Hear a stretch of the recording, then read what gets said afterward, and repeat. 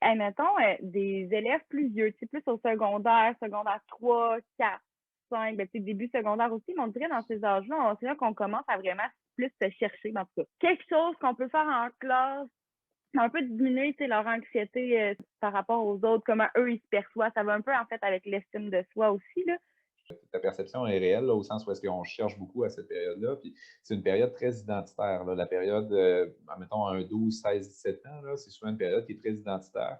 Les adolescents vont faire beaucoup d'essais. Là, puis ça, tout le monde a passé par cette caractéristique-là. On va aussi essayer de s'accrocher beaucoup à l'aspect de gang, à l'aspect de groupe. On va vivre très, très difficilement des commentaires, des rejets aussi. On va percevoir souvent les choses comme des rejets, alors que c'est des éléments du quotidien un peu ou des bad luck, qu'on pourrait dire. Donc, c'est sûr que dans la perception, c'est important. Je dirais, en tant qu'enseignant, un des points qui est le plus important, ou n'importe quel intervenant scolaire, c'est qu'il faut créer des relations qui sont fortes. Moi, le point sur lequel je mets souvent l'accent, là, c'est créer des ancrages positifs pour les adolescents. Les adolescents, comme je le disais, sont dans une période identitaire. Donc, qu'est-ce qu'ils recherchent? C'est ce qu'on appelle une identification projective. Donc, c'est la capacité, finalement, de s'identifier à quelqu'un qui est constructif, à quelqu'un qui génère un modèle positif pour cette personne-là. Puis après ça, qu'est-ce qu'ils vont faire, les adolescents? C'est qu'ils vont tenter de un peu copier le parcours de cette personne-là pour en arriver à atteindre le modèle identificatoire, si on veut. Donc, pour devenir ça, qu'est-ce qu'il faut? C'est qu'il faut être une figure relationnelle, affective importante. Donc, ça passe par beaucoup plus que juste la transmission de connaissances. Ça passe par justement la capacité d'être dans l'humour. Ça passe par la capacité aussi d'avoir des attentes réalistes face aux élèves. Il faut être conscient d'une chose. Des adolescents, ça a des caractéristiques d'adolescents. Si on regarde nos adolescents en jugeant leur comportement avec nos yeux d'adultes, à ce moment-là, c'est sûr qu'on est à côté de la traque et on va réagir à des choses qui, pour les adolescents, n'ont pas de sens.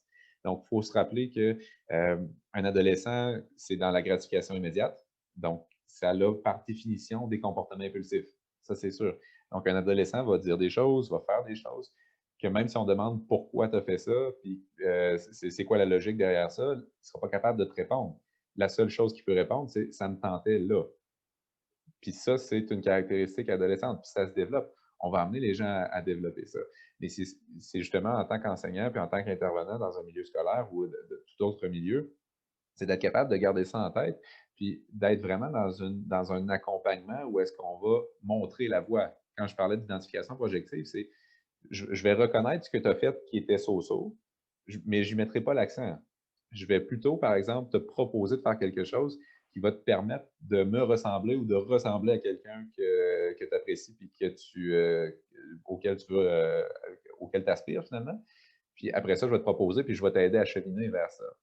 Donc, c'est vraiment dans l'aspect de développement de relations que ça va devenir important. Puis c'est là qu'on va réussir aussi à créer une identité forte. Parce que l'anxiété sociale chez les enfants, en fait, chez les adolescents, il y a beaucoup de la comparaison. Puis la comparaison se fait pourquoi? Parce que mon identité n'est pas encore structurée, donc je cherche un peu ce que je veux aller chercher dans un peu tout le monde.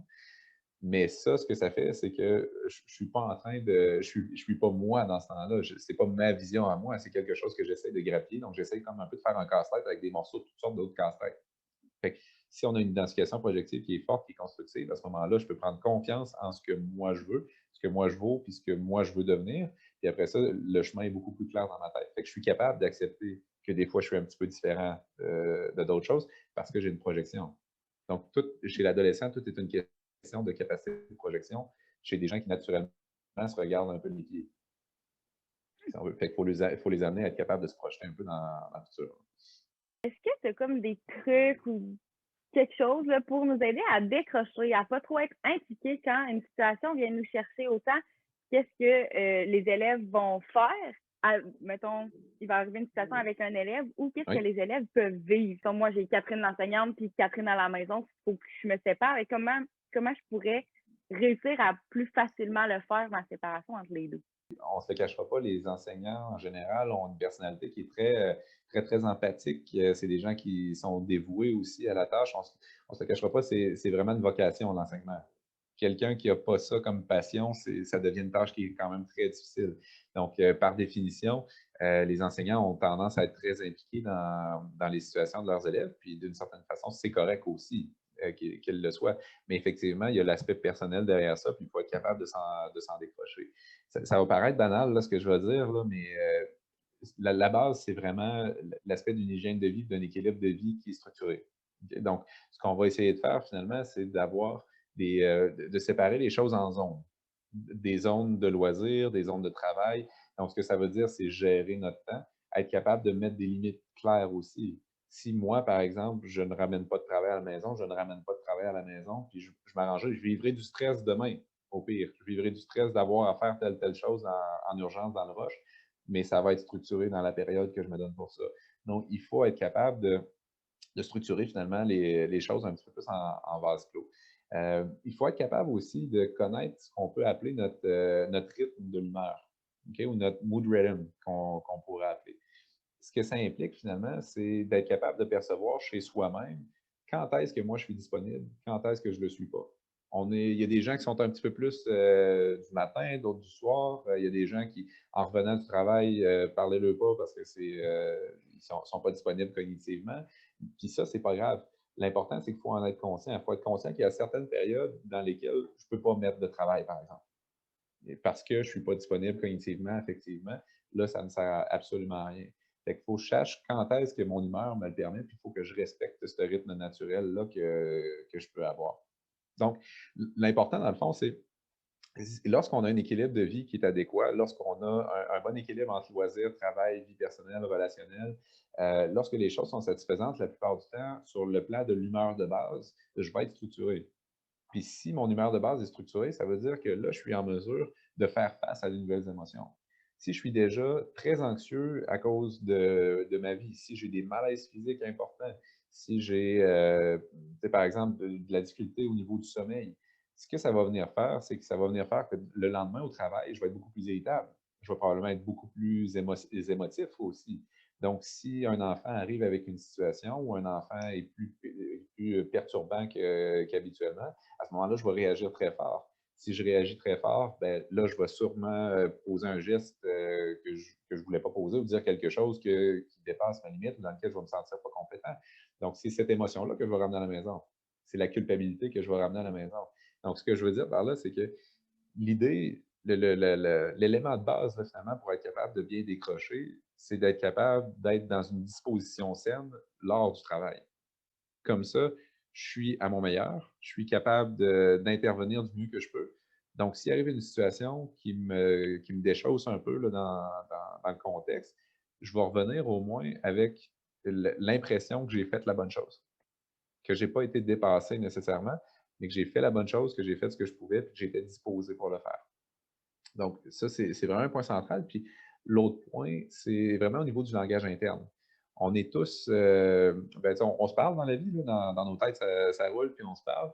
Il faut devenir conscient, en fait, ça revient un petit peu à la métacognition, il faut devenir conscient à ce qu'on se dit. Donc, la majorité d'entre nous, là, puis moi compris, là, puis on le fait tous un peu, on a un discours interne assez dénigrant qui est assez inconscient, qu'on s'en aperçoit même pas quand il passe. Juste des fois, là, on fait une petite erreur de frappe, là, puis là, niaiseux, c'est bien con, ça. Puis non, on se dit ça. Mais la réalité, c'est que ce discours interne-là, là, lui, est peut-être un peu banal, mais ce discours interne-là devient très, très automatisé, puis à un moment donné, finit par avoir un impact. Finit par avoir un impact émotionnel qui est downant, si on veut. Donc là, ça nous met dans une disposition, finalement, qui est pas nécessairement adéquate pour prendre un rôle aussi important que celui d'enseignant de façon optimale. Donc, prenez conscience de votre langage interne, puis amenez-vous à le restructurer. Si vous prenez conscience d'une verbalisation qui est déstructurante ou qui est inadéquate, modifiez-la tout de suite. Puis à un moment donné, les automatismes vont changer. C'est plus des conseils que tu aurais à nous donner, tu sais, pour garder la motivation, autant pour les élèves que les enseignants, puis aider, dans le fond, à diminuer, contrôler l'anxiété des élèves, des enseignants. Tu l'as un peu répondu, là, mais tu mettons un conseil, tu dis ça, là.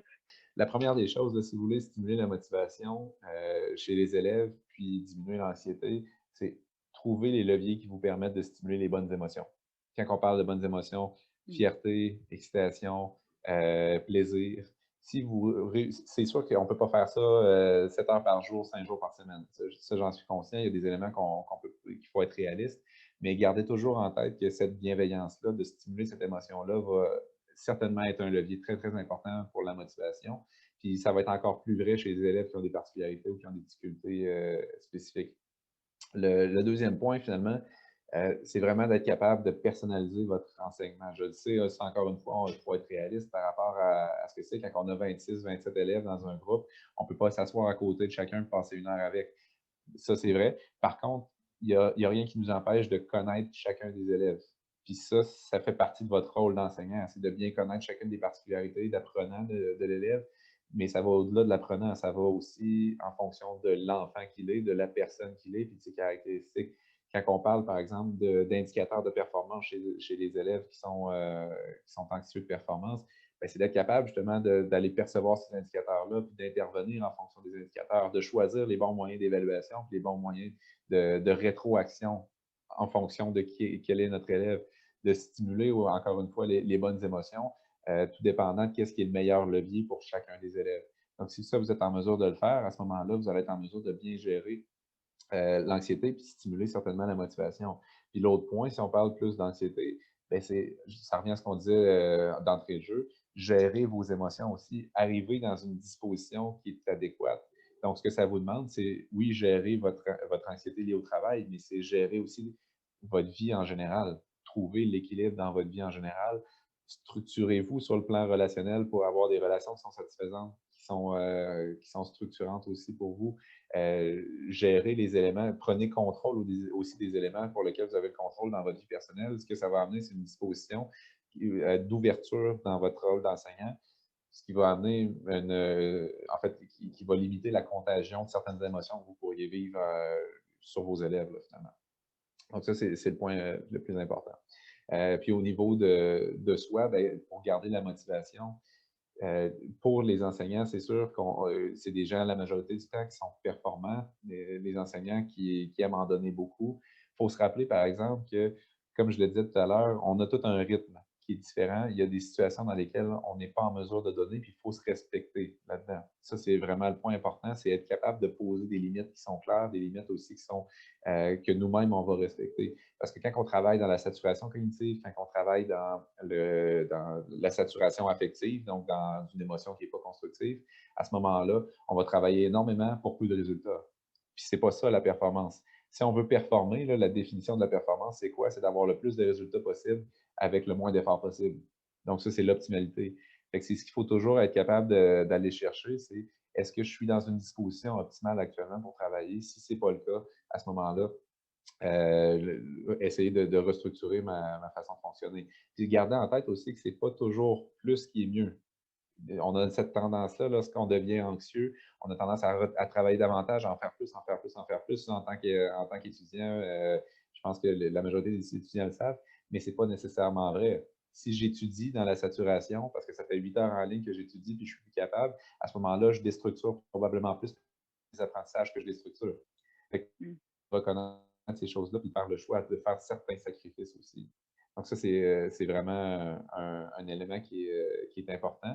Si vous êtes en mesure de vous positionner là-dedans, à ce moment-là, vous allez être dans des dispositions qui vont toujours être majoritairement constructives pour performer dans votre emploi puis pour amener les enfants aussi à performer, les adolescents à performer avec vous.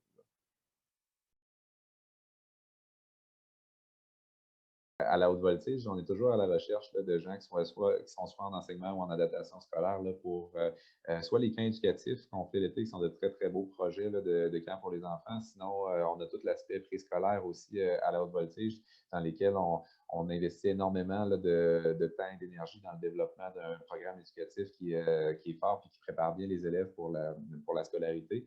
Donc, je vous invite, là, si jamais vous avez un intérêt pour la haute voltige, simplement vous diriger sur le site Internet là, de la clinique puis du centre. Si vous voulez postuler, vous pourrez postuler directement en ligne. Sinon, ben, juste prendre connaissance là, de nos services, ça pourra peut-être vous servir là, dans votre futur emploi d'enseignant. Donc, la haute voltige, simplement allez voir sur Internet, vous allez nous trouver.